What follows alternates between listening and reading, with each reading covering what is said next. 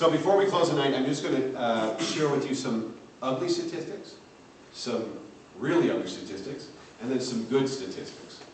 Number one, we had a decision in the Supreme Court, if you remember, in July on Obamacare. And most of it was horrible. John Roberts basically created a new taxing power that doesn't exist anywhere in Article 1, Section 8 of the Constitution. He just created it all by himself. It's a tax for doing nothing. So he really imposed tyranny on us like we've never seen before. And that was, he took this away from the states. You see, every state in this country had a gun to its head. And that was the gun that says that you have to comply with our version of how you manage Medicaid.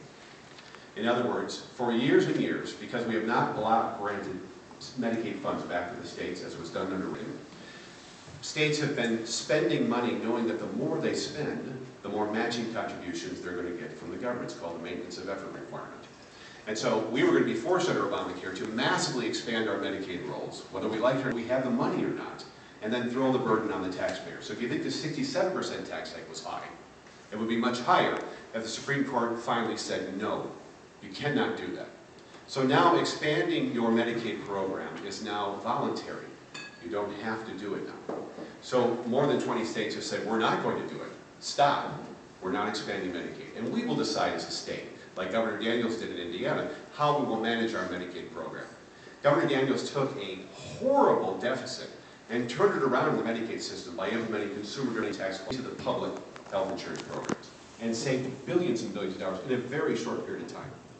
We, under Blago, who's currently making our license plates, he decided to massively expand our Medicaid program, not only to children of the poor, which is what our Medicaid program was designed to do, help children of the poor under the federal SCHIP bill, but he thought he would pander to votes and expand it to family care and moms and babies.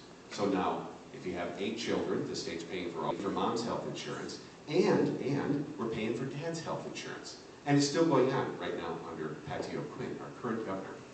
So this is what we've done to Illinois. And because of what they've done to our Medicaid program, we now are facing, by the year 2020, a $23 billion deficit in our Medicaid program. That's how much we're going to owe. So we're doing the exact opposite of what should be done, what Governor Daniels did and other smart governors did. And because of that, we have this massive expansion. But more so than that, you see, we brought Obamacare into Illinois 2 months before the Supreme Court decision was even made. And we did it with the help of 15 Rhino Republicans. They did this to us. The reason they did it is because they needed that matching fund.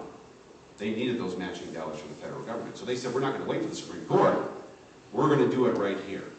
And there were enough Republicans to support them in doing it. So I wanted to, that's the bad news. Worse than that now, because they've done it, we have children of the poor, American citizens. You see, Blago didn't ask for residency requirements on Medicaid. I don't mean Illinois residency requirements. I mean American citizenship. So we now have 77,000 illegals on the Medicaid program, and there is no discussion whatsoever in Illinois to remove those people. So now you have children who have cancer who don't have access to specialists. American citizens, truly indigent children, can't get access for cancer treatment. If they have epilepsy or they have diabetes, it's 50-50. And when they see one, they're going to wait a minimum of 4 weeks. That's going on right now in Illinois. So those are the bad things. The good thing is, Illinois is a gigantic state. We have 102 counties in Illinois. Okay? Did you know in the last election cycle, who would like to guess how many of those counties actually voted for Quinn? 3.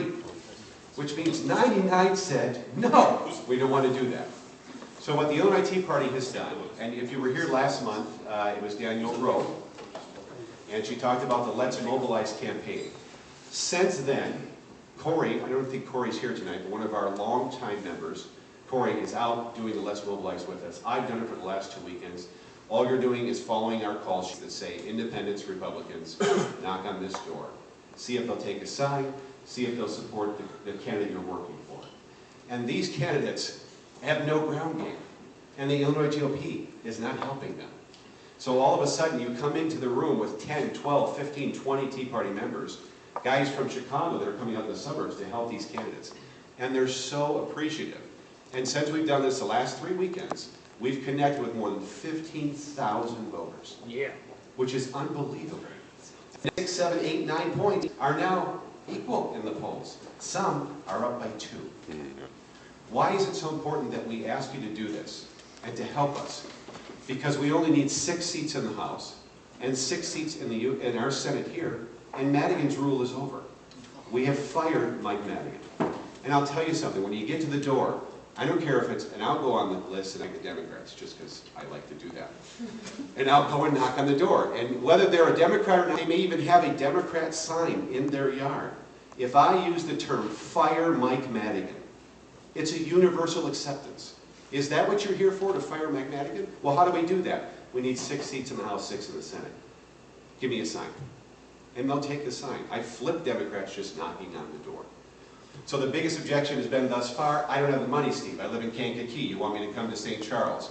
I don't have the money. Have you seen Obama's gas prices? I can't afford it. So Danielle went out and asked the people who supported her campaign to give us some money. And they did. They gave us a considerable amount of money. So now we, the Illinois Tea Party, can give you money for your gas, for your lodging, if you come and stay in one of these areas. If you decide to travel, if you want to be fed, we'll feed you. Whatever it takes to get you out there and help these candidates. Because I'm telling you, no one else is going to do this for us. It's up to us.